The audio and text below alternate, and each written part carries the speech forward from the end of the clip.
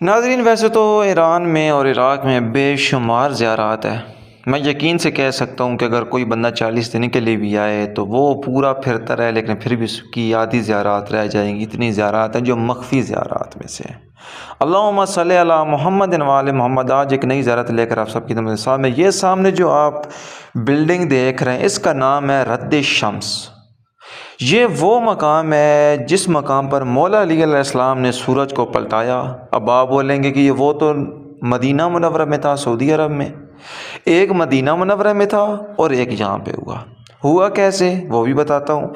جب مولا علی علیہ السلام جنگ صفین سے واپس آ رہے تھے تو جناب عمران جو مولا علی علیہ السلام کے فرزند ہیں وہ شہید ہو گئے تھے جنگ صفین میں، زخم و کتاب نہ لاتے ہوئے شہادت النوش فرما گئے۔ تو مولا علی علیہ السلام یہ جو بلڈنگ ہے اسی کے ساتھ ان کی قبر مبارک بھی ہے، وہاں پر قبر کھود رہے تھے تو جو اصحاب تھے وہ نہر فرات کراس کر کے آئے۔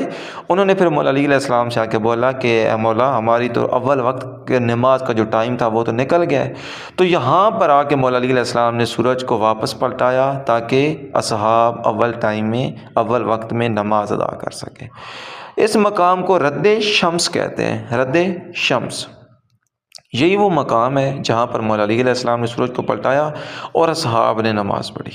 ماشاءاللہ جی، بہت ہی خوبصورت زیارت لے کر سید علی اعظم مولائی آپ کی سب کی خدمت میں حاضر ہے۔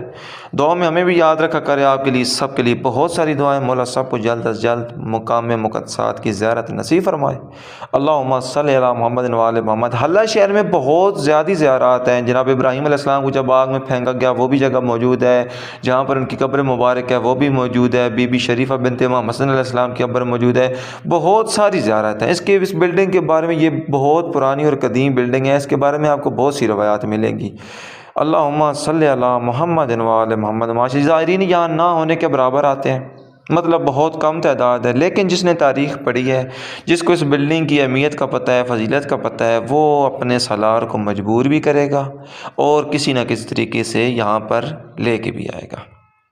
بہت ہی خوبصورت زیارات، انشاءاللہ ان کی پوری ویڈیو، اس کی تاریخ کی انشاءاللہ سید علی اعظم مولائی یوٹیوب چینل پہ جلد اپلوڈ کروں گا انشاءاللہ۔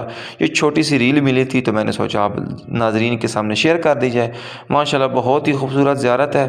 زائرین آتے تو بہت کم ہیں، لیکن یہاں پر آنا چاہیے، بہت خوبصورت زیارت ہے۔